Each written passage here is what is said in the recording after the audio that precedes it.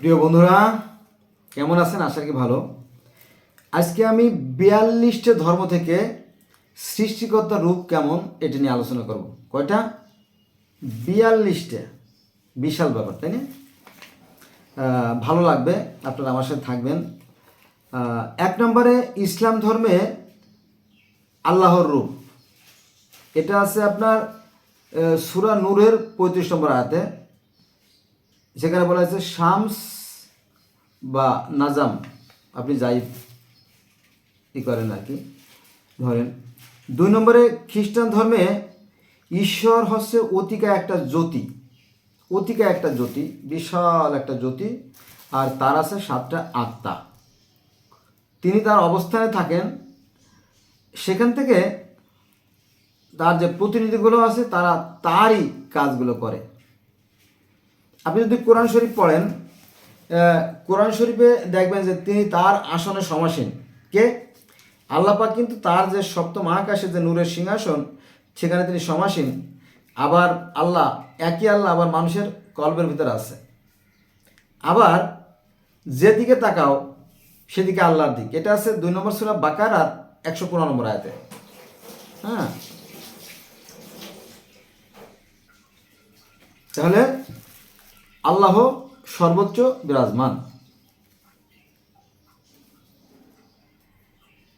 আল্লাহ আল জাহের, আল্লাহ আল বাতেন, এটা আছে আপনার সূরা হাদিদের 3 নম্বর আয়াতে। মানে আল্লাহর কিন্তু দুটো রূপ, এটা আছে তিনি প্রকাশ্য আছেন, আবার গোপনেও আছেন। সূরা হাদিদ আয়াত নম্বর 3, সেখানে বলা আছে তিনি আদি, তিনি অন্ত, তিনি যুগপৎ, তিনি সাকার, তিনি নিরাকার, তাই না? অর্থাৎ তিনি একাই ছিলেন, আবার সব কিছু, অর্থাৎ কিয়ামতের পরে যখন সব কিছু বিলীন হয়ে যাবে তখন তাতে লীন হবে, অর্থাৎ তার থেকে সব কিছু সৃষ্টি। তো সনাতনী যারা, হিন্দু যারা, তারা বলে সাকার নিরাকার, আর আমরা বলি আল জাহের আল বাতেন। একই কথা বলি, কিন্তু সাধারণ মানুষ এগুলো বুঝে না, জানে না। অকারণে ধর্ম নিয়ে তারা কি বাড়াবাড়ি করে। ঠিক আছে, তাহলে আমরা দেখলাম যে ইসলাম ধর্মে ঈশ্বর জ্যোতিময়, এটা আছে সূরা নূরের 25 নম্বর আয়াতে। তারপরে বাইবেলেও ঈশ্বর জ্যোতিময় এবং তার আছে 7টা আত্মা, এটা বাইবেলে আছে যদি আপনারা দেখেন। তারপরে 3 নম্বর ইহুদি ধর্মের, সেখানেও ঈশ্বর জ্যোতিময়। ইহুদি ধর্মের যে নবী মসি বা মোজেস বা মুসা, দেখেন এই ইহুদিরা যাকে মসি বলে, মসি মৌ করে মো, তালিবয় শৈর শিকারে সি, মসি। আর খ্রিস্টানরা তাকে বলে মোজেস, মৌ করে মো, জয়কারে যে আজ মোজেস। আর আমরা ওই একই ব্যক্তিকে বলি মুসা, ময়ূসু সয়াকারে সা, মুসা। আবার হিন্দুরা ওই একই ব্যক্তিকে বলে কৃষ্ণ।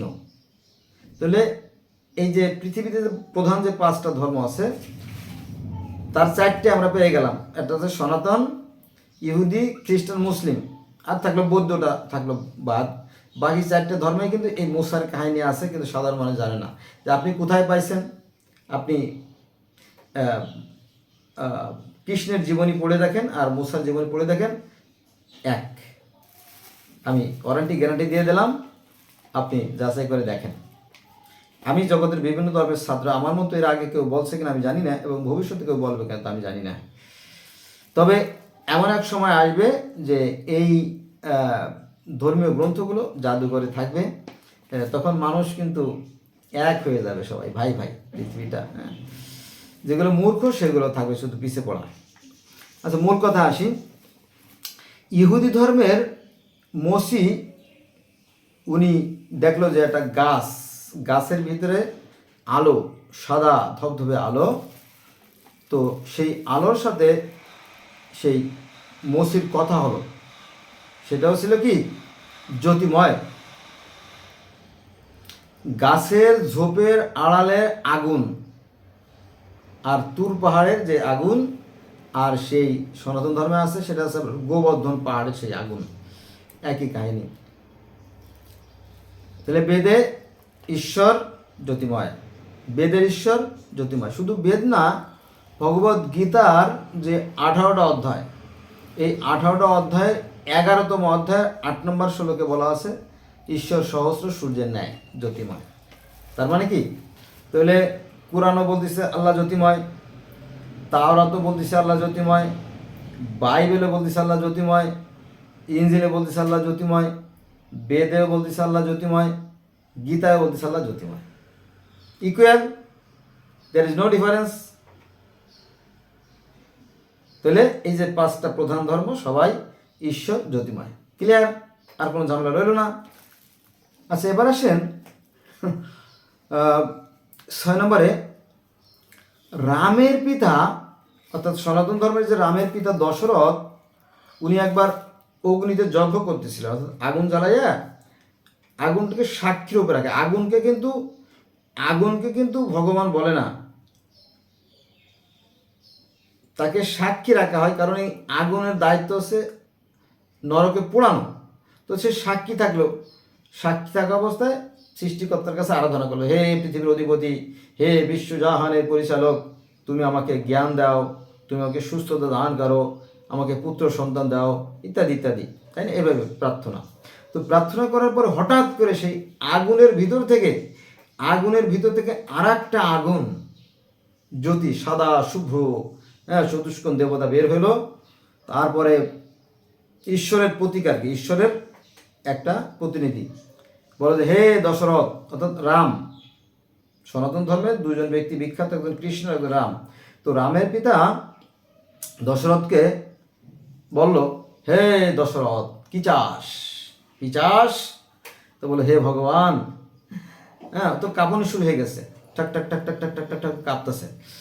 বলে, হে ভগবান, তুমি তো আমাকে সবই দিছো, তুমি আমাকে রাজ্য দিছো, রাজ সিংহাসন দিছো, রাজপাট দিছো, আমার এত বল, এত শক্তি, এত ক্ষমতা, এত সম্মান সবই আমার আছে, কিন্তু তারপরে মনের কোণে এক জায়গা ব্যথা। বলে, সে কি কথা? ব্যথা? বলে, হ্যাঁ ব্যথা। বললো, কি সে ব্যথা? বললো যে আমার তো কোনো সন্তান নাই। রাজা দশরথ বললেন, আমার তো কোনো সন্তান নাই। ওহো, তাই তো। তখন বলো, ঠিক আছে, নে এই নে পায়েস। তো এক বাটি পায়েস দিলেন, বলো যে এই পায়েসগুলো তোর স্ত্রীকে খাইয়ে দিস, যা কাউয়া যা। আমাদের হুজুরা যে পীর সাহেবরা ফু দেয় না, ওই যে আপনার কি জানি সর্ষের তেলের বোতল, তারপরে বোতল নাই কাছাকাছি আমার, যা দিলাম।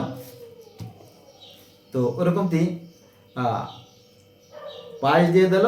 পায়েস খাওয়ার পরে তারপরে এই রামের জন্ম হলো, লক্ষ্মণের জন্ম হলো, ভরতের জন্ম হলো, আর শত্রুঘ্ন, 4 ভাই। এই 4 ভাইয়ের জন্ম, রাম, লক্ষ্মণ, ভরত, শত্রুঘ্ন, 4 পুত্র জন্ম হলো কার? এই দশরথের। আল্লাপাক যখন তাকে পায়েস দিলেন খাইতে, কারণ তখন তো আর কোনো ছিল না, পীর সাহেব ছিল না, হাফেজ কারি মৌলানা মুফতি মুহাদ্দিস ছিল না, থাকলে হয়তো তাদের কাছে যেত। কিন্তু তখন ছিল না, কারণ তখন তো ছিল অনেক আগে, আজ থেকে প্রায় 15,000 বছর আগের ঘটনা, 15-16,000 বছর আগের ঘটনা, বিশাল ব্যাপার না? তখন পীর সাহেব ছিল না। এরপরে আসেন 7 নম্বরে, রাজা কংস ছিল অত্যাচারী। সে তো কৃষ্ণের যে 7টা ভাই ছিল তাদেরকে পাথরে আছাড় মেরে মেরে হত্যা করে ফেললো। তো এই কৃষ্ণর যখন জন্ম হবে তখন জেলখানার মধ্যে বন্দি করে রাখছে। যেহেতু কৃষ্ণের মাকে হত্যা করা যাবে না, বাবাকে হত্যা করা যাবে না নিয়ম অনুযায়ী, কিন্তু গর্ভের সন্তানকে হত্যা করবে। গর্ভের সন্তান বের হলে তাকে হত্যা করা হবে, এটা একটা শর্ত। ঠিক আছে। তো জেলখানার মধ্যে যখন কৃষ্ণের জন্ম হলো তখন সেখানে একটা অতিকায় জ্যোতি, শুভ্র, সাদা শুভ্র একটা জ্যোতি কথা বলে, আলো কথা বলে, সূর্য কথা বলে। একটা সূর্য আসলো, আসার পরে কৃষ্ণের পিতাকে বলল বাসুদেব, মায়ের নাম দেবকীরানী, আর বাসুদেব 2জনের সাথে কথা বলছে ঈশ্বর। দেবকীরানীকে বললো, হে দেবকীরানী, আমি তো বিষয়টা জানি যে তোমার 7টা ছেলেকে হত্যা করে ফেলছে কৃষ্ণ অন্যায়ভাবে, এটা খুবই খারাপ। এই তোমার এক সন্তানকে দিয়ে আমি তোমার এই 7 সন্তানের অভাব পূরণ করে দেবো, তুমি দুঃখ করো না। স্বয়ং ঈশ্বর আল্লাহ বলতেছিল। কাকে বলছে যাও? এই কৃষ্ণের মাতাকে। তখন উনি কিছুটা হলে সান্ত্বনা পেল। বলো যে কীভাবে সম্ভব? বলো যে আমি সব অসম্ভবকে সম্ভব করতে জানি। বলো তারা তো জেলখানার ভিতরে, এখান থেকে কীভাবে সে উদ্ধার পাবে? বলো যে তুমি চিন্তা করো না, সব কৌশল আমার জানা। আমি হচ্ছি মহাকৌশলী, আমি হচ্ছি বিজ্ঞানী, ধরো বিজ্ঞানী, আমি হচ্ছিলাম কি মহাবিজ্ঞানী। স্বয়ং আল্লাহ বলতেছিল, ঈশ্বর বলতেছিল। তো যাই হোক, তো কৃষ্ণের মায়ের কিছুটা মানে আত্মতৃপ্তি হলো, যাক আমার কৃষ্ণ যদি বেঁচে থাকে। তো তারপরে যখন কৃষ্ণ যখন জন্ম হলো, জন্ম হওয়ার পরে সেই যে চতুষ্কোণ দেবতা, সেই আলো, সেই জ্যোতি, সেই নূর থেকে কথা বের হলো, হে বাসুদেব, মানে সেই আলো থেকে কথা বলে, হে বাসুদেব তুমি তোমার কৃষ্ণকে নিয়ে গোকুলে পালিয়ে যাও। বলে হাউ পসিবল ইট ইজ, এটা কীভাবে সম্ভব? বলে it is very easy for me, এটা আমার জন্য খুবই সহজ। লেটস গো, চলো যাত্রা করি। তখন কৃষ্ণের বাবা বাসুদেব সেই ছোট্ট বাচ্চা, লেদু বাচ্চা, লেদু বলে না বাবু, বাবুটারকে একটা ঝুড়িতে করে, একটা ধামাই করে, ধামা বোঝেন না, বেতের তৈরি ধামা বা পৈকিয়া বা একটা কাঠের বাক্স যাই বলেন, এভাবে এক একটা ধর্মে এক একভাবে। ইহুদি ধর্মে একরকম, খ্রিস্টান ধর্মে একরকম, ইসলাম ধর্মে একরকম, সনাতন ধর্মে একরকম, কিন্তু একটা ঝুড়িটা সাবজেক্ট একই রকম। ঝুড়ির মধ্যে নিয়ে পরে উনি মাথায় করে রওনা দিল। ওমা, সেই লোহা, ভারী ভারী লোহা, সেই দরজাগুলো অটোমেটিক্যালি খুলে গেল, তালা খুলে গেল, তালা এমনি জাদুর মতো খুলে চলে গেল, দরজা খুলে গেল। উনি রওনা দিলেন। বাইরে প্রহরী যারা, যেটাকে ভয় পাচ্ছিল, প্রহরীরা ভারী ভারী অস্ত্র নিয়ে, বল্লম, কাতরা, টিঠে, রামদা, তলোয়ার, গুপ্তি, ক্যারাত, তারপরে যে কী বলে চাপাতি, সব নিয়ে সবাই রেডি। তো সবাই ঘুমে অচেতন। উনি অনায়াসে ওখান থেকে বেড়ে চলে গেলেন। চলে যেতে যেতে যেতে যেতে যমুনা নদীর ঘাটে গেলেন। ওই যে নীল নদ পার হয়ে গেছিল না, বা নীল নদে যেমন মুসাকে ছেড়ে দেওয়া হয়েছিল, ওই কাহিনী একটু অন্যভাবে ঘোরানো পেঁচানো, আর কিছু না, একই কাহিনী। তো সেই নদী কীভাবে পার হবে? নদীতে যে মুসাকে ছেড়ে দেওয়া হয়েছিল সেই কাহিনী আর কি। মুসার কাহিনী আর এই কৃষ্ণের কাহিনী একই কাহিনী, যদি আপনারা দেখতেন। হ্যাঁ, তো সেই নদী কীভাবে পার হবে? ঝুড়িতে করে ছেড়ে দিয়েছিল না মুসাকে, বাঁচতে বাঁচতে সেই ফেরাউনের ঘাটে গিয়ে বেরোলো। ওই কাহিনীটাই একটু ভিন্নভাবে ঘুরানো, যে ওই কৃষ্ণের পিতা ঝুড়িতে করে নদীর ঘাটে নিয়ে দাঁড়ায় রয়েছে। ওই রাতে আবার প্রচণ্ড ঝড় বৃষ্টি হচ্ছিল, কি মুশকিল, নৌকো নাই ঘাটে, কিভাবে পার হবে যমুনা নদী, নানা টেনশন। এর ভিতরে দেখে একটা শৃগাল, অর্থাৎ শিয়াল, খ্যাক শিয়াল পানির মধ্যে হেঁটে হেঁটে যাচ্ছে। তো উনি তো হতচকিত হয়ে গেল, বিহ্বল হয়ে গেল। আরে বাবা, এটা কি সম্ভব? পানির মধ্যে হেঁটে যাচ্ছে। তো ওনার ব্রেন খুলে গেল এবং ঈশ্বর থেকে বলো, এই বোকা, তুই বোঝোস না, এটা শৃগাল যদি হেঁটে যেতে পারে তাহলে তুই কেন হেঁটে যেতে পারবি না? হাট হ্যাট হ্যাট। তখন কৃষ্ণের পিতা কী করলো? কৃষ্ণকে যে ঝুড়িতে করে নিয়ে সেই যমুনা নদীটা হেঁটে হেঁটে পানির মধ্যে পার হয়ে গেল। হযরত ঈসা আলাইহিস সালাম পানির মধ্যে হাঁটছিল। আর আমাদের দেশে, এই বাংলাদেশে দেখবেন যে অনেক পীর সাহেব আছেন, অনেক পীর সাহেব, হাফেজ সাহেব, কারি সাহেব আছে, ওরা এই পানির পর হেঁটে হেঁটে হেঁটে হেঁটে বেড়াতে পারে। পানির পরে যায় নামাজ বেছে নামাজ পড়ে। অনেকে আবার বাঘের পিঠে চড়ে এক জায়গা থেকে আর এক জায়গায় যায়। অনেকে আছে বাতাসে ভার করে যায়, তাই না? যদি এগুলো ভণ্ডামি, হ্যাঁ, তো এগুলো চলতেছে, কিন্তু এখনও চলতেছে। তো সেই যমুনা নদী পার হয়ে চলে গেল কোথায়? সেই গোকুলে। যেমন মুসা আলাইহিস সালামকে, শিশু মুসাকে যখন ছেড়ে দেওয়া হলো নীল নদে, সে ভেসে ভেসে চলে গেল ফেরাউনের ঘাটে। ঠিক ওরকমটি তিনি চলে গেলেন ওই যে গোকুলে, অর্থাৎ নন্দরাজের বাড়িতে চলে গেলেন, নিরাপদ জায়গায়। সে বিশাল কাহিনী, এটা নিয়ে আমরা অন্যদিন আলোচনা করবো। 42টি ধর্মের ঈশ্বরের রূপ, তো এটা অনেক সময় লাগবে আর কি ভিডিওটা। আমার সাথে থাকবেন কিন্তু, বেশ সিরিয়াস হতে যাচ্ছে, কারণ আমি গোটা পৃথিবীর বিভিন্ন ধর্মের ছাত্র।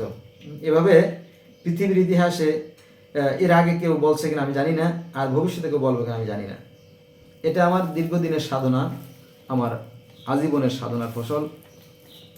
চলেন, শুধু মনে রাখবেন যে কৃষ্ণ সেই মসি, সেই মুসা, সেই মোজেস, এই জিনিসটা মনে রাখবেন। এটা আমি প্রমাণ করে দেবো আপনাদেরকে যে একই ব্যক্তি কালের পরিক্রমায় এক একটা ধর্মে ঘুরে ঘুরে এক এক নাম লাভ করছে। ঠিক আছে,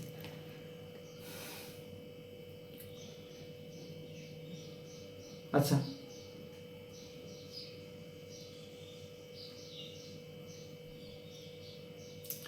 8 নম্বরে বুশম্যান ও পিগমি জাতি আছে। আফ্রিকার একটা জাতি আছে পিগমি জাতি, জানেন তো? পিগমি জাতি, তারা সূর্যকে সূর্যকে কি বলে? ঈশ্বর বলে। ঈশ্বর, সূর্য ঈশ্বর। অথবা এই সূর্যকে ঈশ্বরের চোখ, এই সূর্য হচ্ছে ঈশ্বরের চোখ, আর এই চাঁদ হচ্ছে ঈশ্বরের একটা চোখ, দুটো চোখ লাগে না? দুটো চোখ।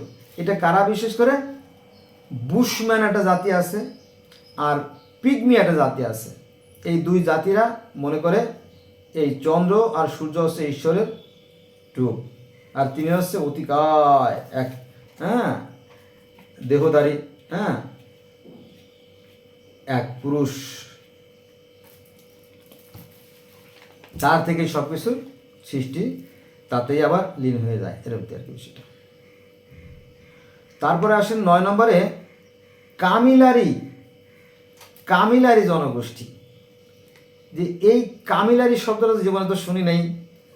হ্যাঁ, কামিলারি শব্দটা আপনি না শুনলেও সত্য, আর শুনলেও সত্য। কামিলারি বলতে দক্ষিণ পশ্চিম অস্ট্রেলিয়া। আমাদের যে অস্ট্রেলিয়া যদিও আমাদের থেকে অনেক বিচ্ছিন্ন, ওখানে ইহুদি খ্রিস্টানের বসবাস বেশি। তো এই দক্ষিণ পশ্চিম অস্ট্রেলিয়াতে একটা জাতি আছে কামিলারি ধর্মের অনুসারী, কামিলারি জনগোষ্ঠী বা কামিলারি ধর্ম। অস্ট্রেলিয়া। আবার অনেকে মনে করে তাদের কোনো ধর্মই নাই, মিথ্যে কথা। ধর্ম নাই এমন কথা না, পৃথিবীতে 5,000-এর মতো ধর্ম আছে। ঠিক আছে, এগুলো আমি আলোচনা করবো আপনাদের সাথে যতটা সম্ভব, কারণ বাংলায় তো অতটা পাওয়া যায় না। বাংলায় পাওয়া যায় আর ইংলিশে পাওয়া যায়, এই দুটো ভাষায় ভিডিওগুলো পাওয়া যায়। কিন্তু বাকি ভাষাগুলো তো আসলে ওইভাবে ট্রান্সলেশন হয় নাই। হ্যাঁ, তবে আস্তে আস্তে বাংলাদেশের মানুষগুলো যখন বিশ্বের বিভিন্ন প্রান্তে যাবে, আরও যখন তারা এগুলো জানবে, তখন হয়তো তারা এসে আমাদেরকে জানাবে, তখন আমরা আবার জানতে পারবো। তবে সেই দিনে আসবে, সামনে আসবে, তখন মানুষের মধ্যে বিভেদটা ঘুচে যাবে। আর যারা মূর্খ তারা তো সবসময় পিছিয়ে পড়ে থাকবে, অলস অবোধ যারা, কিছুই বোঝে না, তাই না? তাহলে আমরা জানলাম কামিলারি জনগোষ্ঠী অর্থাৎ দক্ষিণ পশ্চিম অস্ট্রেলিয়ার যে লোকজন আছে, তারা সৃষ্টিকর্তাকে বলে কি জানেন? সূর্য। এই সূর্য আমাদের সৃষ্টিকর্তা। আমরা মুসলমানরা তাই বলি, কারণ সূরা নূরের 35 নম্বর আয়াতে ওই কথাই বলে যে আল্লাহ হচ্ছে আকাশ ও পৃথিবীর জ্যোতি। আকাশ, উপরে আকাশ আর নিচে পৃথিবী, উপরে আকাশ আর নিচে পৃথিবী, মাঝখানে কি জ্যোতিটা কি? সূর্য, তাই না? তাহলে সূর্য যদি ঈশ্বর হয়, তাহলে আমরাও তো তাই, মুসলমানরা তাই মনে করি। কিন্তু বেশিরভাগই 99.9%, অর্থাৎ 1000-এ 1 জন হয়তো বুঝে এই সমস্ত ব্যাপার, আর বেশিরভাগই মূর্খ, এরা বোঝে না, মূর্খ। এমনকি কোরআন শরীফ পড়ার পরও বোঝে না যে কোরআনে আল্লাহর রূপ কেমন। সূরা নূরের 25 নম্বর আয়াতটা পড়ে রাখুন প্লিজ। সূরা নূরের 25 নম্বর আয়াত পড়ুন। সেখানে আল্লাহর রূপ আছে কি? শামস বা নাজাম, নক্ষত্রও ধরতে পারেন অথবা সূর্যকে ধরতে পারেন। তার মানে কি? তাহলে একই কথা। তো অস্ট্রেলিয়ারা তো ভুল বলতেছে না, তারাও তো সেই সূর্যকে ঈশ্বর বলতেছে। কামিলারি ধর্মের লোকেরা যারা। আচ্ছা, এবার আসেন আমরা আলোচনা করব 10 নম্বরে 42টা ধর্ম, তো 42টা বা 50টা ধর্ম নিয়ে আলোচনা করব। উরুকবারা জাতি, এ তো বাবা জীবনে শুনি নেই। হ্যাঁ, শোনার দরকার নাই, শুধু বিশ্বাস করেন যে উরুকবারা নামে একটা জাতি আছে, উরুকবারা জাতি। এটা হচ্ছে ওরা আদি আমেরিকান। আমরা বাংলাদেশে বসবাস করি, এই বাংলাদেশের আদি যারা ছিল তারা ছিল কারা? তারা ছিল আপনার ওই বৌদ্ধ এবং সনাতন বা হিন্দু, এরাই তো এই বাংলায় বাস করতো একসময়। এই মুসলমানরা এই কয়েকশো বছর 400-500 বছর আগে আসছে। ওই যে ইখতিয়ারউদ্দিন মোহাম্মদ বিন বখতিয়ার খলজির মাধ্যমে এই বাংলাদেশে প্রথম মুসলমানরা আসলো আর কি। তার আগে হিন্দুরাই ছিল, তাই তো? ঠিক ওরকম কি আমেরিকার যে আদি যে ধর্মটা সেটা হচ্ছে উরুকবারা জাতি। তারা হচ্ছে মূল আমেরিকার অধিবাসী, মূল। তারপরে সেখানে নতুন করে ইহুদি ধর্ম, নতুন করে খ্রিস্টান ধর্মের জন্ম হয়েছে, এই তো মাত্র কত 3000-4000 বছর আগে। তো 25 লক্ষ বছর আগে সেখানে মানুষের বসবাস ছিল, বা 20 লক্ষ বছর আগে ছিল। তারা কি নাম ছিল সেই ধর্মের সেটা আমরা জানি না। তো পরের যে ধর্ম সেটা হচ্ছে উরুকবারা। উরুকবারা এটা হচ্ছে আদি আমেরিকান, খেয়াল থাকে জানি। আচ্ছা, তারাও সেই সূর্যকে সৃষ্টিকর্তা মনে করে। তাহলে আমরা মুসলমানরাও যা মনে করি, তাহলে সেই আমেরিকার আদি যারা তারা উরুকবারা জাতি, তারাও সেই সূর্যকেই সৃষ্টিকর্তা মনে করে। তাহলে কি কোনো সমস্যা আছে? সমস্যা নাই। সমস্যা তাহলে কোথায়? ওই যে নির্বুদ্ধিতা, মূর্খতা, অজ্ঞতা, না জানার কারণে এই সমস্যাগুলো সৃষ্টি হয়। বন্ধুরা বেশি আলোচনা করলে যাবে না, 42টা তো, বাহ বাহ। এবার আসেন 11 নম্বরে, আমেরিকার অ্যাজটেক ধর্ম। আমেরিকার সনাতন আরও ধর্ম আছে, সংক্ষেপে বলি। 1 নম্বরে অ্যাজটেক ধর্ম, 2 নম্বরে মায়ান ধর্ম, 3 নম্বরে ইনকা ধর্ম, আরও বহু ধর্ম আছে, যেটা বনে জঙ্গলে অজানা রয়ে গেছে, এখনও মানুষ জানে না। তাদের বিচিত্র ধরনের সমস্ত কৃষ্টি কালচার, বিচিত্র। বিশ্বাস কিন্তু একটাই, যে একজন সৃষ্টিকর্তা আছে, অবশ্যই একজন সৃষ্টিকর্তা আছে। তবে তাদের যে ধর্মীয় যে কালচার, ধর্মীয় যে সংস্কৃতি, ধর্মীয় যে আচার অনুষ্ঠান, সেগুলো একটু ভিন্ন, আর কিছু না। বিশ্বাস কিন্তু একটাই। মানে কথা বুঝতে পারছি কিনা জানি না, যে একই সৃষ্টিকর্তার প্রতি বিশ্বাস থেকে জগতে হাজার হাজার ধর্মের সৃষ্টি। ঠিক আছে, এই ব্যাপারটা কোনো স্যাক্রিফাইস নাই, কোনো আপোষ নাই। তারা সবাই একজন সৃষ্টিকর্তাকেই মানে, দুইজন সৃষ্টিকর্তা জগতের কোনো ধর্মে নাই। তাহলে আমরা দেখলাম যে আমেরিকার অ্যাজটেক, মায়ান, ইনকা এরাও সেই সূর্যকে কি নামে ডাকে? সূর্যকেই তারা বলে ইন্তি। ইন্তি শব্দের অর্থই হচ্ছে সূর্য। যেমন আমরা বলি শামস বা নাজাম, ঠিক ওরকম ইন্তি শব্দের অর্থ ওই একই। আচ্ছা, এবার আসেন 12 নম্বরে, আরবের প্যাগান। আরবের প্যাগান মানে কি? এই যে ইসলাম ধর্ম যখন আরবে আসলো, তখন কয়টা ধর্ম ছিল? 4টে ধর্ম ছিল। একটা হচ্ছে প্যাগান, 2 নম্বরে হানিফ, 3 নম্বরে ইহুদি, 4 নম্বরে খ্রিস্টান। এই ইসলাম ধর্ম আরবে আসার আগেও কিন্তু 4টে ধর্ম সেখানে ছিল, এবং তারা কিন্তু একজন সৃষ্টিকর্তা বিশ্বাস করত। আর এই যে আরবের যারা প্যাগান, তারাও কিন্তু সূর্যের পূজাই করত। যে কথা বলা আছে কোরআন শরীফের সূরা নূরের 35 নম্বর আয়াতে, একই কাহিনী। কিন্তু যে যত বড় মূর্খ, যে যত বড় নির্বোধ, যে যত বড় বোকা, সে তত বড় ধার্মিক। এই বিষয়গুলো জানে না, মাঝখান থেকে ফজু ভাই মজা লুটে নেয়। অর্থাৎ ধর্ম ব্যবসায়ী যারা আছে তারা মজাগুলো লুটে নিচ্ছে। আসলে আমরা একই স্রষ্টার সৃষ্টি, একই আদমের সন্তান। আমাদের একটাই আকাশ, একটাই পৃথিবী, একটাই চাঁদ, আর সৃষ্টিকর্তার বিধান এক। ঠিক আছে, আমার মনে হয় আজকের ভিডিও যারা দেখবেন, এটা দেখার পরে আমার মনে হয় যে তার ভিতরে, আপনার ভিতরকার যে জড়তা, যে হীনমন্যতা, যে ভীরুতা, যে কাপুরুষতা, যে সংকোচ, সেই জিনিসটা দূর হয়ে যাবে। তাহলে আরবের যারা প্যাগান ছিল, তারাও সূর্য বা আগুনের সাথে কি পূজা করত, এবং ঈশ্বরের পক্ষ থেকে প্রেরিত যে সমস্ত মহামানব, তাদেরকে তারা, অর্থাৎ 4জন ফেরেশতা, লাত, মান্না, উজ্জা, হাবল, এখানে দুটো কথা বলা দরকার। এই কয়টা ফেরেশতা? 4জন। লাত, মান্না, উজ্জা, হাবল 4জন। আবার আমাদের ইসলাম ধর্মে 4জন দেবতা আছে, আজরাইল, জিব্রাইল, ইসরাফিল, মিকাইল 4জন। আবার মিশরীয় ধর্মে সেখানেও 4জন, হু, শেহা, শেহেম, হেহ 4জন। আবার সনাতন ধর্মেও 4জন আছে, ব্রহ্মা, বিষ্ণু, শিব, মহেশ্বর 4জন। আবার গ্রিক ধর্মেও 4জন আছে, যেমন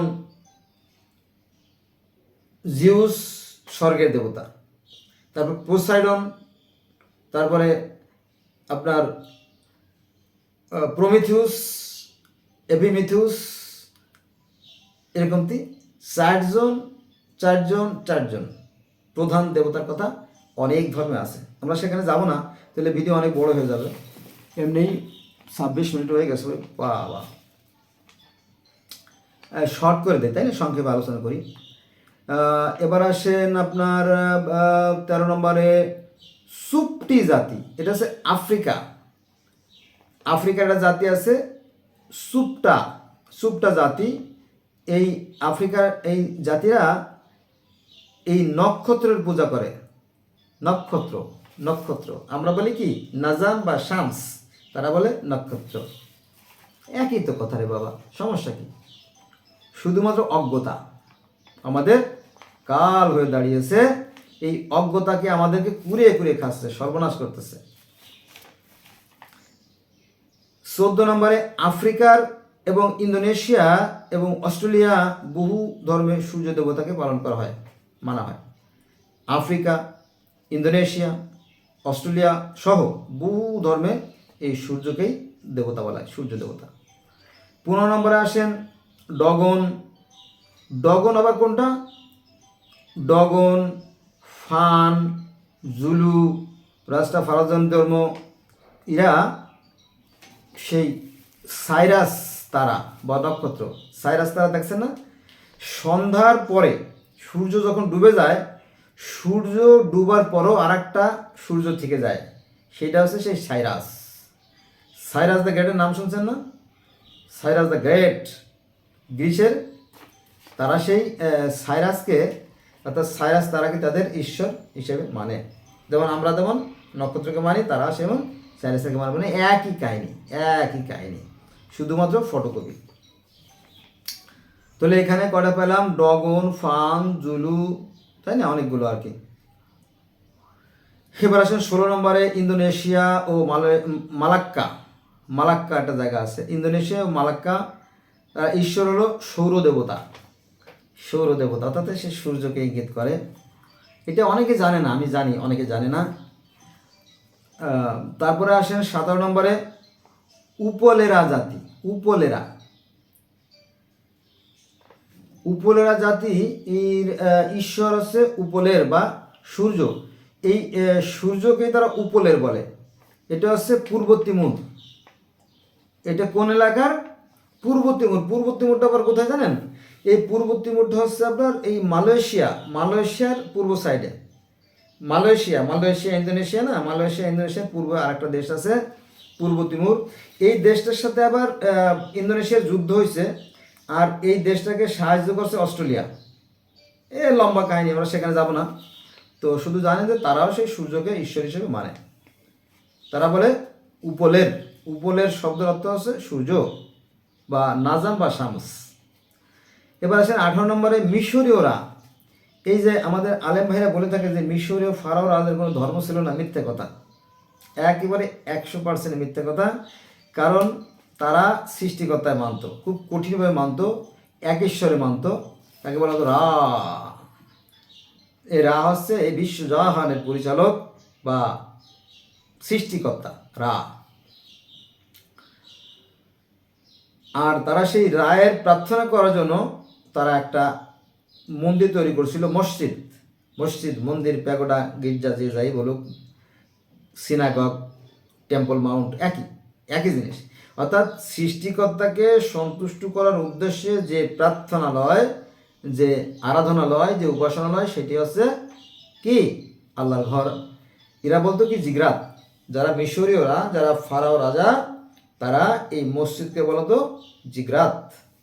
কিন্তু এই মূর্খ বাঙালি এটা জানে না, হ্যাঁ, বা এক শ্রেণীর ব্যবসায়ী আছে, তাদেরকে জানতে দেওয়া হয় না। মাইন্ড করেন না বন্ধুরা, সবাই কিন্তু না, অনেকেই তো জানেন, তাই না? তাদের থেকে তো আমি জানছি। উস্তাদের সাথে তো বেয়াদবি করা চলে না, তাই না? আচ্ছা, এবার আসেন তাহলে মিশরীয়রা সূর্যকে কি বলতো? রা। এবার আসেন 19 নম্বরে অ্যারান্দা। অ্যারান্দা অ্যারান্দা গোষ্ঠী, এটা হচ্ছে আপনার অস্ট্রেলিয়ার আরেকটা জাতি। অস্ট্রেলিয়ার আরেকটা জাতি আছে অ্যারান্দা জাতি। তারা সূর্য ঈশ্বর বা সৃষ্টিকর্তার দেবী বলে মনে করত। তারপর আছে আপনার উইরাজুরি।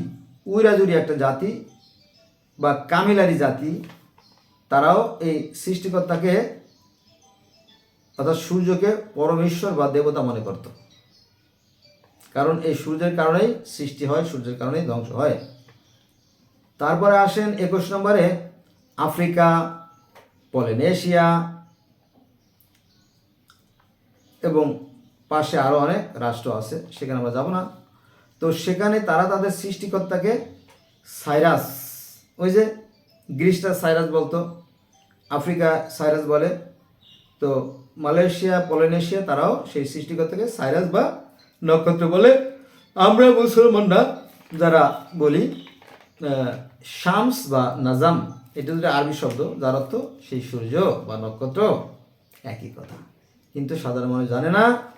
মাঝখান থেকে এই ধর্ম ব্যবসায়ীরা মানুষের 12টা বাজায় ফেলতেছে। এই ধর্ম নিয়ে কত মারামারি, কাটাকাটি, খুনোখুনি, হায় হায় আল্লাহ একবার, তাই না?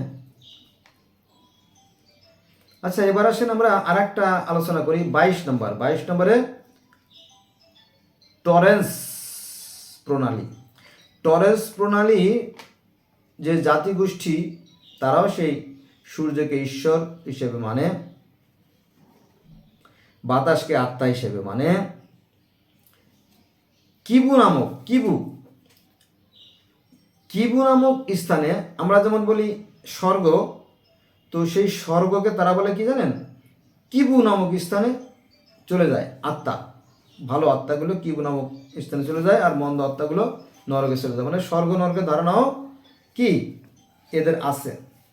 প্রত্যেকটা ধর্মে আত্মাকে বিশ্বাস করা হয় আর কি। 23 নম্বরে হার্বে দ্বীপের অধিবাসীরা সূর্যকে অনুসরণ করে এবং আত্মার যে ভালো মন্দ দিক, অর্থাৎ ভালো কাজ করলে তার গতি ভালো হবে, আর মন্দ কাজ করলে তার গতি মন্দ হবে, সে বিষয়ে তারা বিশ্বাস করে। তার মানে কি, এই আত্মা এবং ভালো মন্দর প্রতি যে বিশ্বাস, এটা পৃথিবীর হাজার হাজার ধর্মে আছে। আর এই বিশ্বাস থেকে ধর্মের সৃষ্টি। এবার আসেন 24 নম্বরে, এটা হচ্ছে পলিনেশিয়া, তারপরে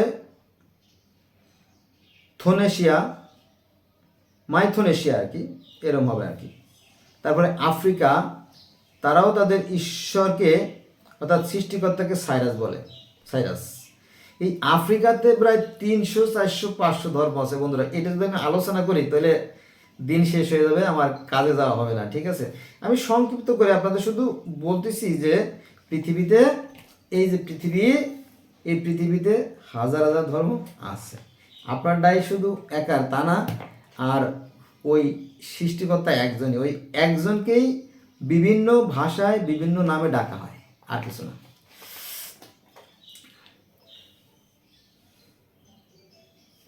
আচ্ছা, এবার আসেন মেসোপটেমিয়া বলতে এই যে ইহুদি ধর্মের যে আব্রাম, খ্রিস্টান ধর্মের আব্রাম, ইসলাম ধর্মের যে ইব্রাহিম, আর হিন্দু অর্থাৎ সনাতনীদের যে প্রহ্লাদ মহাজন, এর জন্মস্থান হচ্ছে সেই মেসোপটেমিয়ার উর নামক শহরে। বোঝার বিষয় না? এই এই মেসোপটেমিয়ার উর নামক শহরে যে আহ, আহ, ইব্রাহিমের জন্ম হয়েছিল, এই ইব্রাহিম ছিল বড় মাপের একজন রাজা। তো তার সময় থেকে পৃথিবীতে একটা বৈপ্লবিক পরিবর্তন সাধিত হয়। তিনি বলেন, দেখো এই দেবদেবীগুলো কোনো কাজ করতে পারে না, এগুলো আসলে অনর্থক, তোমরা সেই নিরাকার এক সৃষ্টিকর্তাকে বিশ্বাস করো যিনি এই বিশ্বজাহান সৃষ্টি করেছেন। ঠিক আছে? কারণ দেখো, তোমরা একটু ভালো করে লক্ষ্য করে দেখো যে এই যে চন্দ্র, সূর্য, গ্রহ, নক্ষত্র, দিন রাত, জোয়ার ভাটা, ঋতু পরিবর্তন, সকাল সন্ধ্যা, হ্যাঁ, গাছে ফুল ফল, নদী ভরা জল, পাখির কণ্ঠে গান, এই যে সামগ্রিক যে বিষয়টা, তাই না? বিষয়টা এরকম কি যে এই যে বিশ্ব ব্রহ্মাণ্ড, আমরা বিশ্ব ব্রহ্মাণ্ড বাদই দিলাম, এই যে বিশ্ব ব্রহ্মাণ্ড যে সুশৃঙ্খল ও সুনিয়ন্ত্রিতভাবে পরিচালিত হচ্ছে, নিঃসন্দেহে এর পিছনে একটা শক্তি আছে। তোমরা সেই শক্তির আরাধনা করো। এই সমস্ত গোত্রে গোত্রে আলাদা আলাদা মূর্তি তৈরি করো, হ্যাঁ, কেউ মূর্তির পূজা করো, কেউ করো না, এটি নিয়ে মানুষের মধ্যে বিভেদ, এটা দূর হয়ে যাক, বুঝে যাক সব মনোমালিন্য।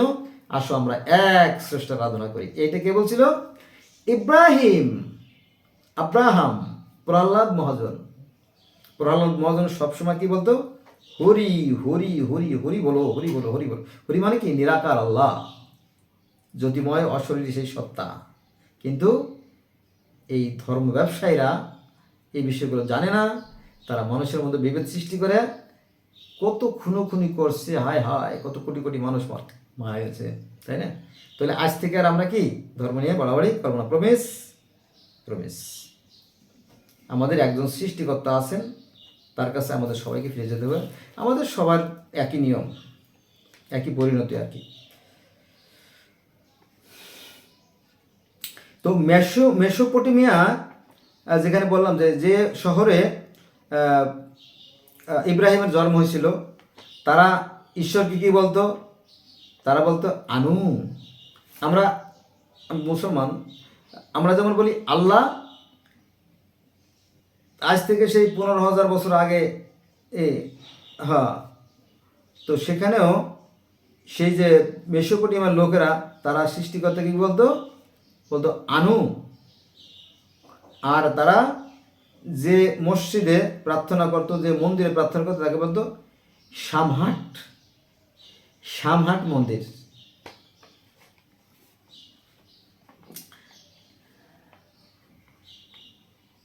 এবার আসেন, আমরা চলে যাব 26 নম্বরে।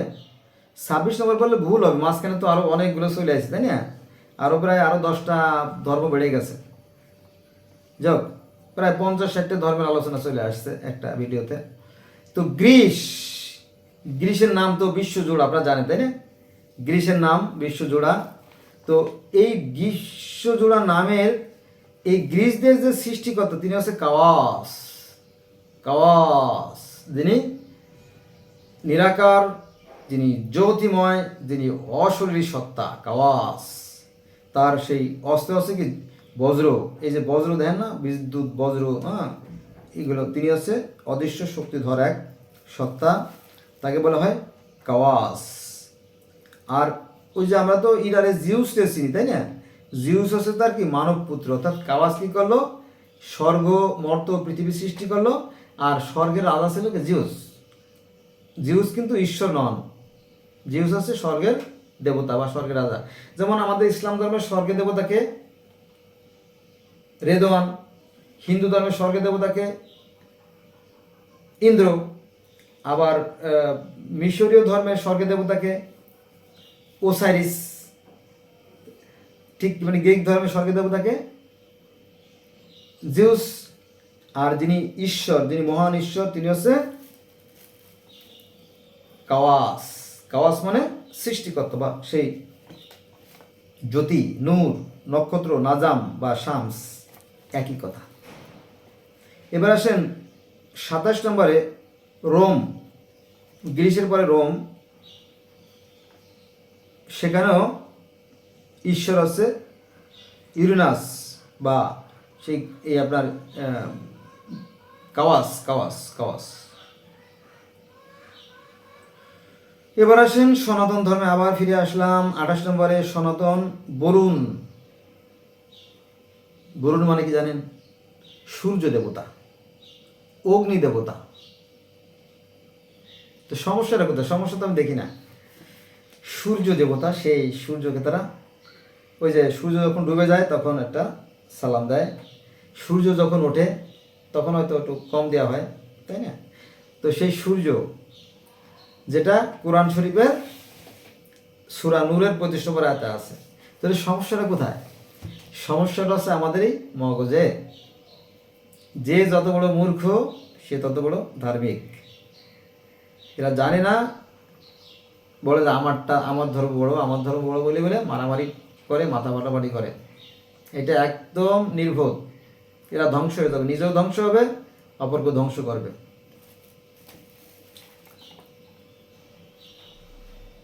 আচ্ছা, জাপান,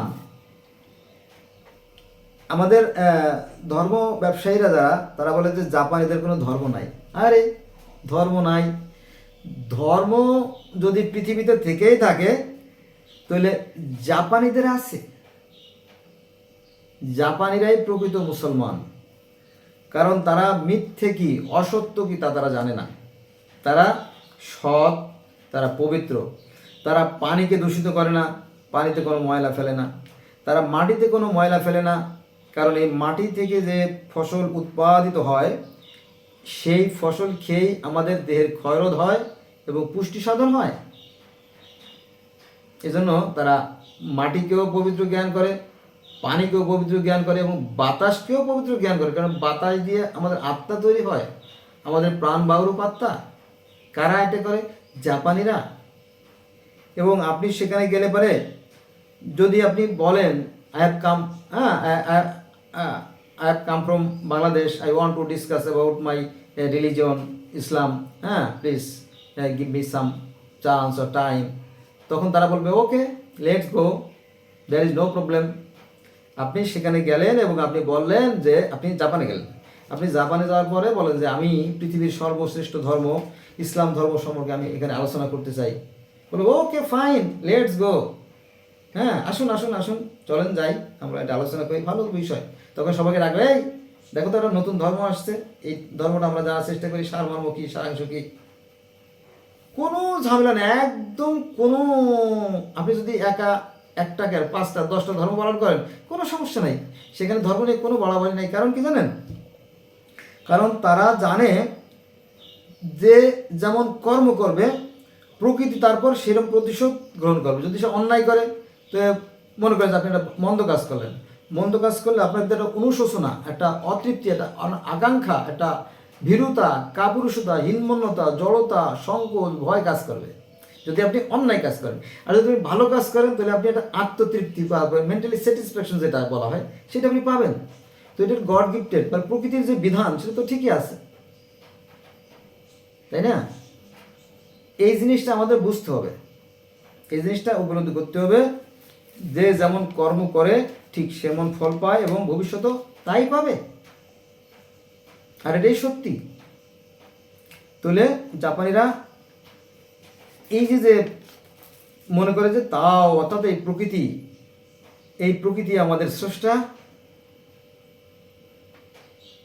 এই যে বাতাসের যে বাতাসের প্রবাহ, সূর্যের তাপ, এটা মনে করে তারা যে তাদের সৃষ্টিকর্তার হাতের ছোঁয়া। একজন মা যেমন তার সন্তানকে লালন করেন, তাই না? একজন মা তার সন্তানকে ও সোনারে, ও জাদুরে, হ্যাঁ ইটি কোলে নেয়, তাই না? স্তনপান করায়, তাই না? আদর করে না? তো ঠিক তেমনি এই প্রকৃতি আমাদেরকে লালন করতেছেন, আমাকে লালন করতেছেন, আপনাকে লালন করতেছেন। এই যে সময় মতো বাতাসটা দিচ্ছেন, সময় মতো যা যা দরকার খাদ্য সবই দিচ্ছেন। আবার আমরা যখন মারা যাব, প্রকৃতি মায়ের কোলে আবার চিরতরে আমরা ঘুমিয়ে যাব না, ঘুমিয়ে যাব না, আমাদের দেহটা মাটির সাথে মিশে যাবে, কিন্তু আমাদের ভিতরে যে প্রাণ বায়ু আত্মা সেটা তো নষ্ট হচ্ছে না, সেটা তো চলে যাচ্ছে আত্মার জগতে, তাই না? সেটাকে দিয়ে যদি আপনি আবার নতুন করে সৃষ্টিকরণ করতে পারেন অথবা স্বর্গে রেখে দিতে পারেন, সেটাও তার ইচ্ছা, তাও এর ইচ্ছা। তাও মানে কি? তাও মানে সৃষ্টিকর্তা, মনে রাখবেন, এটা তাও ধর্মের অনুসারীদের বিশ্বাস। তাদের ধর্ম নাই, মিথ্যে কথা। এবং তাদের ধর্মই খাঁটি। কারণ কি জানেন, এই জাপানিরা এত সৎ, এত সৎ, এত সৎ যে গোটা পৃথিবীর সমস্ত মানুষের মন জয় করে নিয়েছে কারা, জাপানিরা। যে তারা সৎ এবং তারা বিনয়ী, তারা ভদ্র। যদিও আমেরিকার সাথে 1945 সালে দ্বিতীয় মহাযুদ্ধের সময় একটা দ্বন্দ্ব হয়েছিল, ওই সততার কারণে তারা ছিল খুব দৃঢ় মনোবলের, তারা অন্যায়কে মেনে রাজি ছিল না। পরে আমেরিকা বোম ফেলাইছে, এই জন্য দায়ীকেরা আমেরিকা। জাপান তো আর কারো মাথায় বাড়ি দেয় নাই, দেশে দেয় নাই। এই বিষয়গুলো বুঝতে হবে আর কি। আচ্ছা, এবার আসেন জাপানের পাশে যে চীন বা জাপান, কোরিয়া যাই বলেন, এখানে মঙ্গল জাতি, around the world famous nation, মঙ্গলদের কথা সারা বিশ্বের মানুষ জানে।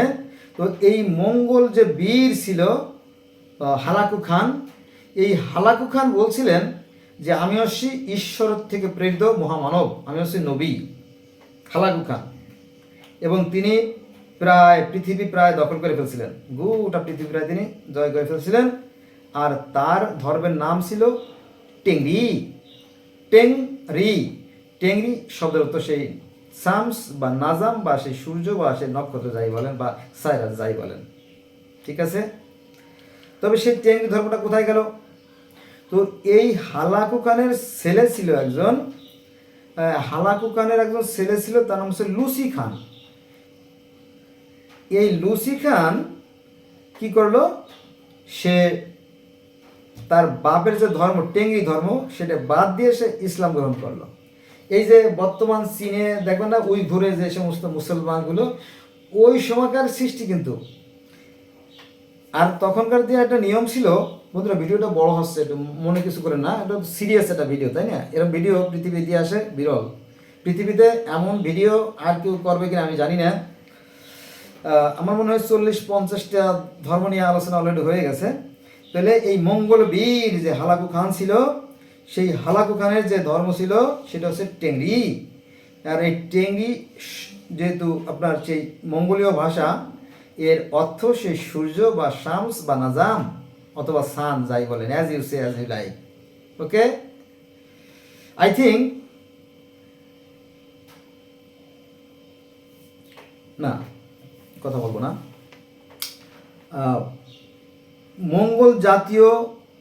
মঙ্গল জাতির যে ঈশ্বর তিনি হচ্ছে সূর্য দেবতা বা টেংরিকে সূর্যকে তারা বলতো টেংরি, এটা সে মঙ্গোলীয় ভাষা।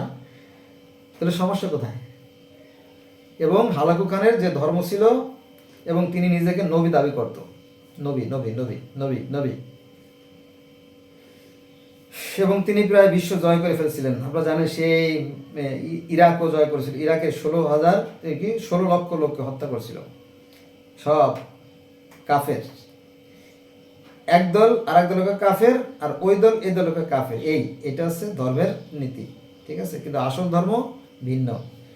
জীবে প্রেম করে যেই জন সেই জন সে ঈশ্বর, জীবের সেবা করাই আছে মূল ধর্ম। আপনার বিবেক কি বলে? আপনার বিবেকের কাছে প্রশ্ন করবেন। I think your brain is 100% sure. আপনার এই ব্রেন, আপনার যে বিবেক আপনাকে 100% সঠিক উত্তর দানে সক্ষম। ওকে, তো বন্ধুরা অনেক তো আলোচনা, তাই না? অনেক ওদিকে সময় বেড়ে যাচ্ছে। দেখ, এবার আসেন আমরা চলে যাব 31 নম্বরে।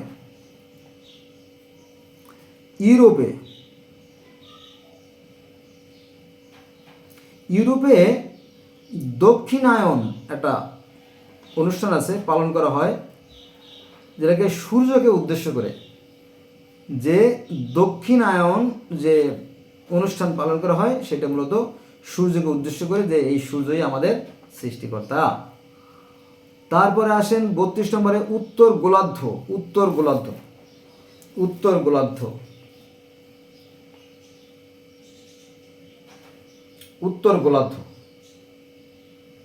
অর্থাৎ রাশিয়ারও পরে। রাশিয়া গেল কই?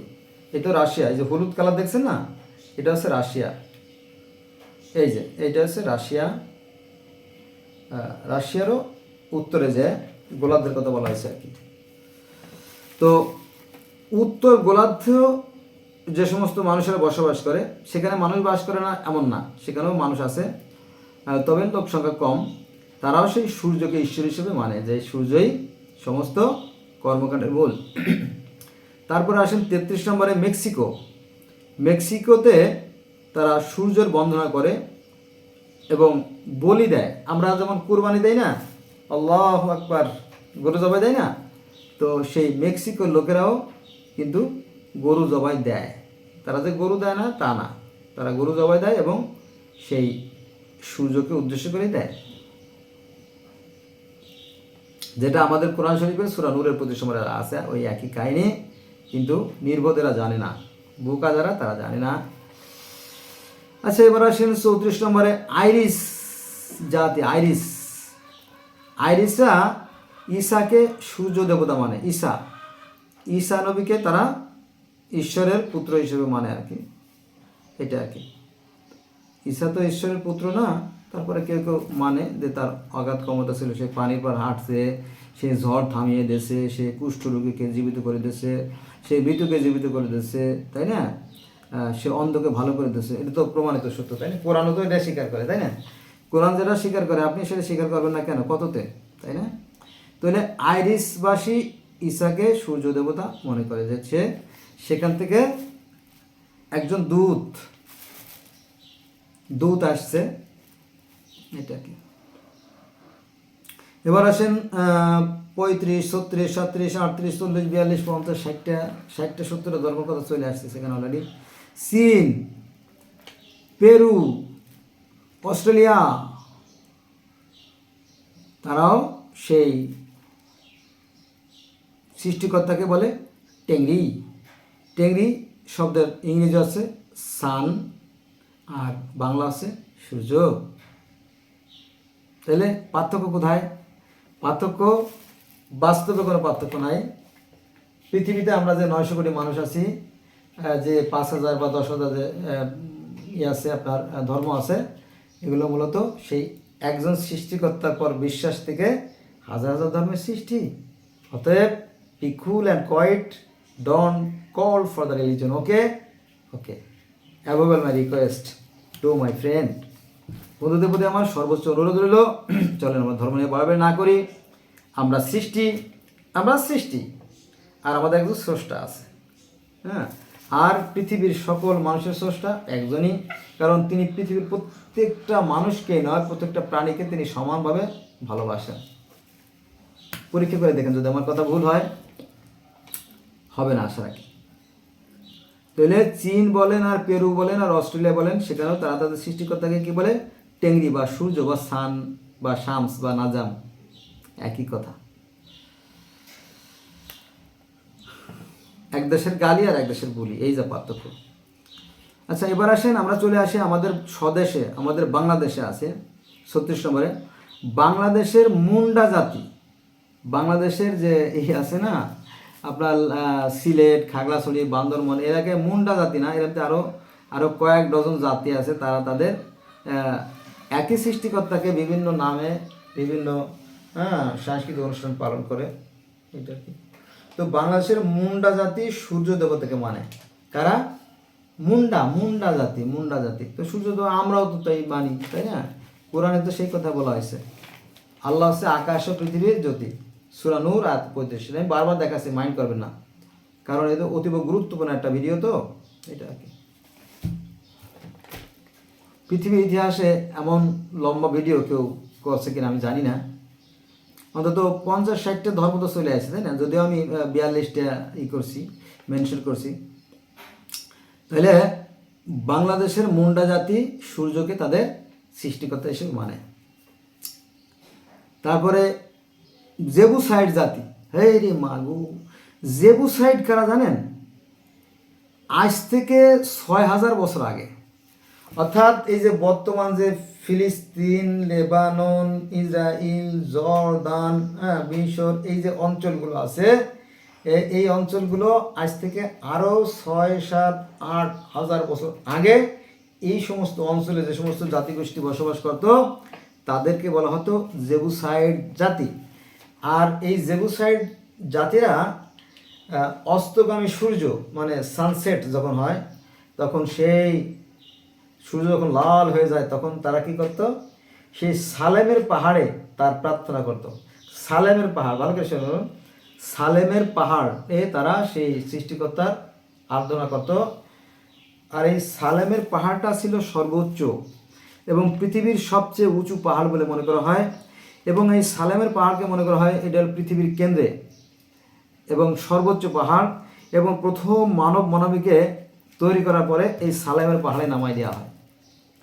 আদম পাহাড়ের নাম শুনছেন না শ্রীলঙ্কায়?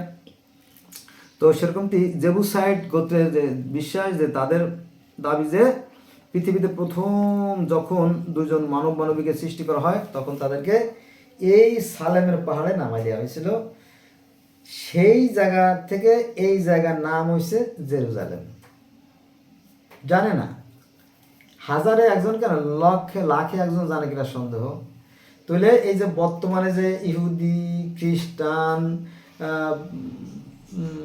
মুসলমান, বৌদ্ধ, হিন্দু, এর আগেও এই যে বর্তমান যে জেরুজালেম, যেটা around the world famous place, যেখানে যুদ্ধ হচ্ছে, এই তো 2-3 দিন আগে দেখলাম যে 318 জন মারা গেছে। 318 জন, এটা আমার মুখের কথা না, এটা আপনার পত্রিকার কথা, যে 318 মারা, প্রতিদিন তো শত শত মারা যাচ্ছে, তাই না? এটাই যে বছরের পর বছর, হাজার বছর ধরে তারা মারামারি করে আসতেছে, ঠিক আছে? তো তাদেরও ধর্ম ছিল, অর্থাৎ জেবুসাইড জাতিরও ধর্ম ছিল, গোত্র ছিল, তারা সালেম বা সূর্যের পূজা করত। আমরাও তাই বলি, এখানেও তাই আছে, কিন্তু মানুষ জানে না। সূরা নূর আয়াত নম্বর 35, ঠিক আছে? আচ্ছা, এর সাথে সূরা আনামের 103 নম্বর আয়াতটা পড়বেন, কোরআন শরীফের সূরা নূরের 25 নম্বর আয়াতটা পড়বেন, আর সূরা আনামের 103 নম্বর আয়াতটা পড়বেন, আর সূরা 51 নম্বর আয়াতটা পড়বেন। এই 3টে আয়াত পড়বেন প্লিজ, যারা আমার ভিডিও দেখছেন। হ্যাঁ, তাহলে আপনার মনের কালিমাগুলো দূর হয়ে যাবে। হ্যাঁ, তাহলে আমরা কি পাইলাম? যে আমাদের একটাই আকাশ, একটাই পৃথিবী, একটাই চাঁদ, একটাই সূর্য। পৃথিবীর প্রত্যেকটা মানুষ, আমরা সুখে হাসি, দুঃখে কাঁদি, শীতে কাঁপি, প্রত্যেকের আবেগ অনুভূতি এক, এবং পৃথিবীর প্রত্যেকটা মানুষের রক্ত লাল। শুধু মানুষ না, গরু, ছাগল, হাঁস, মুরগি, কবুতর, চড়ুই, টুনটুনি, সবার রক্ত লাল, তাই না? তো সৃষ্টিকর্তার বিধানের কোনো পরিবর্তন নাই, কিন্তু যারা নির্বোধ, যারা মূর্খ, তারা মানুষের মধ্যে বিভেদ সৃষ্টি করে। এই বিভেদ ঘুচে যাবে। আমার মতো আবুল বাশার যদি আরও পৃথিবীতে জন্ম নেয়, আস্তে আস্তে বিভেদ ঘুচে যাবে, তখন একটা মাত্র ধর্ম থাকবে। আমি মাঝে মাঝে একটা কথা বলি যে পৃথিবীতে শান্তি আসবে কবে? পৃথিবীতে আসবে শান্তি কবে? যেদিন হিন্দু, মুসলিম, বৌদ্ধ, খ্রিস্টান এক জাতি হবে, শান্তি আসবে তবে। আসুন আমরা আমাদের বিবেককে কাজে লাগাই, আমরা মানুষ হওয়ার চেষ্টা করি। মানুষ হওয়াটা তো সহজ কথা না। মানুষ হইতে হলে প্রকৃতি থেকে তিল তিল করে, বিন্দু বিন্দু করে মানবিক গুণাবলী অর্জন করে তবেই মানুষ হতে হয়। মানুষ হওয়াটা এত সহজ কথা নয়। আপনি কানে কানে মন্ত্র ফুটে ফু দিলেন আর সে ধার্মিক হয়ে গেল, তারপরে আপনি যত পাপ করলেন, তবা করলে মাফ হয়ে গেলে, এই সমস্ত ধোঁকাবাজি, একেবারে পুরোপুরি ধোঁকাবাজি, এটি কোরআনে নাই। তবে এইটুকু আছে কোরআনে যে যদি কেউ ভুল করে আর শেষে যদি সৃষ্টিকর্তার কাছে আরাধনা করে যে আল্লাহ ভুল করে ফেলাইছি, তুমি ক্ষমা করো, সেক্ষেত্রে স্যাক্রিফাইস আছে, ছাড় আছে।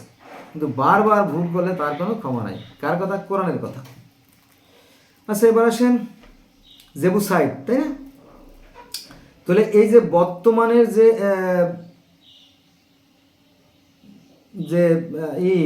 জেরুজালেমের যে মসজিদটা, সেই মসজিদটা মূলত তৈরি হয়েছে এই জেবুসাইড জাতিদের হাত ধরে। তারা এই জায়গায় সূর্যের পূজা করত, এবং এখানে একটা পানির একটা ওই যে আপনার আবে জমজম, তাই না? মক্কায় যেমন ইয়ে আছে না আপনার আবে জমজমের যে কুয়া আছে, এরকম একটা কুয়া এখানেও আছে, কিন্তু এটা মানুষের জানে না বা কেউ জানতে দেওয়া হয় না। জানতে দিলে ধর্মের 12টা বেজে যাবে, সর্বনাশ হয়ে যাবে। মক্কায় যেমন আবে জমজমের কুয়া আছে, এরকম একটা কুয়া এই জেরুজালেমে আছে, জেরুজালেমের মসজিদের পাশে আছে। আর এটা মূলত শুরু হয়েছিল সেই জেবুসাইডদের হাত ধরে। তারাই এখানকে বলতো সালেম সালেম সালেম, সালেমের পাহাড়, সালেমের পাহাড়, সেই থেকে এখানে শুরু হয়েছে জেরুজালেম। আর এই যে আপনার টেম্পল মাউন্ট, যেটা আর কি টেম্পল মাউন্ট, এটা তো আসলে মসজিদ না, এটা তো সেই ইসলাম ধর্মেরও অনেক আগে এই টেম্পল মাউন্টটা তৈরি হয়েছে, তাই না? তো টেম্পল মাউন্টে মুসলমানরা বলে কি মসজিদ। আর মুসলমানরা এখানে কখন গেল জানেন? এই তো কয়দিন আগে, 2 দিন আগে মাত্র। নবী মুহাম্মদ সাল্লাল্লাহু আলাইহি ওয়াসাল্লাম মারা গেলেন। নবী মুহাম্মদ সাল্লাল্লাহু আলাইহি ওয়াসাল্লাম মারা যাওয়ার 2 বছর পরে আবু বকর মারা গেলেন। তারপরে দ্বিতীয় খলিফা ওমরের সময় কিছু লোক এই জেরুজালেমে যায় কয় এই মসজিদ আমাকে। এটা কোনো কথা? এটা কোনো যুক্তিসঙ্গত কথা না। আপনি নিজে একটা বানাই নেন না, বড় একটা বানাই নেন। আপনি আরবে তো ইসের অভাব নাই, জায়গার তো অভাব নাই, অনেক জায়গা পড়ে আছে। আপনি বিশাল একটা মসজিদ তৈরি করেন যা পৃথিবীর ইতিহাসে বিরল, বানাই নেন না। এই যে এখানে আসে সংঘাত, এটা সত্য। আমি যেটা বলতেছি এটা তিক্ত, শুনতে তিক্ত, কিন্তু এটা সত্য, চিরসত্য। আবার এই যে বর্তমান মক্কার যে মসজিদ, এটাও তো হিন্দুদেরই ছিল, এটা তাদের মক্কেশ্বর মন্দির ছিল। এবং এই যে কালো যে পাথরের চুমা খাওয়া, এটা তাদের দাবি, এটা হচ্ছে সেই আদিদেব মহাদেবের শিবলিঙ্গ, হিন্দুদের দাবি। ঠিক আছে? অতএব এই ধর্ম নিয়ে ভণ্ডামি ছেড়ে দেন। হ্যাঁ, সৃষ্টিকর্তা একজন আছে, আমরা যেহেতু সৃষ্টি যখন আছে, স্রষ্টা অবশ্যই আছে। যেখানে ধোঁয়া আছে সেখানে অবশ্যই আগুন আছে। আমরা হচ্ছে ধোঁয়া, অর্থাৎ সৃষ্টি, আর আমাদের স্রষ্টা আছে আগুন, স্রষ্টা অবশ্যই আছে। অতএব তারে খুঁজুন, মন দিয়ে খুঁজলে অবশ্যই পেয়ে যাবেন। হ্যাঁ, তাহলে এবার আসেন আমরা রাশিয়ার সাইবেরিয়ায় চলে যাবো। রাশিয়ায় কেন যাব না বন্ধুরা? পৃথিবীর দেখেন, গোটা পৃথিবীর মধ্যে সবচেয়ে বিশাল যে ইটা, তাই না, যে রাষ্ট্র রাশিয়া, এত বড় রাষ্ট্র পৃথিবীতে নাই, তাই না? আমার পিছনেও তাই, দেখছেন না? এই দেখেন, এই যে রাশিয়া, ওই যে রাশিয়া দেখা যাচ্ছে একদম এই যে এটা দেখছেন, এই যে হলুদ কালারের রাশিয়া। তো পৃথিবীর সর্ববৃহৎ যে রাষ্ট্র, আমরা সেখানে চলে আসলাম শেষ পর্যন্ত। তাহলে এখানে রাশিয়া যে সাইবেরিয়া অঞ্চল, সেখানেও একটা ধর্ম আছে যাকে বলা হয় সামান। এই সামান রাশিয়ান শব্দ, যার বাংলা অর্থ আছে ঊর্ধ্ব জগতের সত্তা। ঊর্ধ্ব জগতের সত্তা একটা, কেউ বলে কেন্দ্রীয় শক্তি, তাই না? বিজ্ঞানীরা যে সৃষ্টিকর্তা বিশ্বাস করেন, এগুলো মিথ্যে কথা, 100% মিথ্যে কথা। বিজ্ঞানীরা কিন্তু সৃষ্টিকর্তা বিশ্বাস করে। হ্যাঁ, তারা বলে যে এই যে বিশ্ব ব্রহ্মাণ্ড, শুধু পৃথিবীর কথা বলে না, not only earth but also around the world. মানে শুধু এই পৃথিবী না, পৃথিবীর বাইরের যে সমস্ত গ্রহ নক্ষত্র আছে সে ব্যাপারেও বিজ্ঞানীরা একইভাবে বলে যে এই যে বিশ্ব ব্রহ্মাণ্ড সুশৃঙ্খল ও সুনিয়ন্ত্রিতভাবে পরিচালিত হচ্ছে, নিঃসন্দেহে এর পিছনে একটা শক্তি আছে। সেই শক্তিকে জগতের বিভিন্ন মানুষ বিভিন্ন নামে ডাকে। কেউ বলে আল্লাহ, কেউ বলে ভগবান, কেউ বলে নারায়ণ, কেউ বলে গোবিন্দ, কেউ বলে পরিজাতি, কেউ বলে হরি, কেউ বলে ঈশ্বর, কেউ বলে তাও, কেউ বলে টিয়ান, কেউ বলে সিন, কেউ বলে সাইরাস, কেউ বলে কি সালেম, ইত্যাদি ইত্যাদি। কেউ বলে শামাস, কেউ বলে আনু, কেউ বলে লাত, কেউ বলে মান্না, কেউ বলে উজ্জা হবল, তাই না? এই আর কি, আর কিছু না।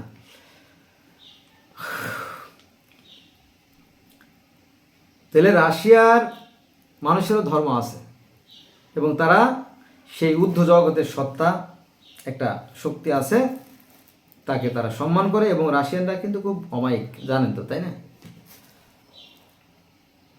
আচ্ছা, এবার আসে আবার আমরা চীনে চলে যাবো। চীন ও জাপানে ঈশ্বর হলো সিন্তো বা কামিও বলে, কেউ কেউ বলে কামি বলে।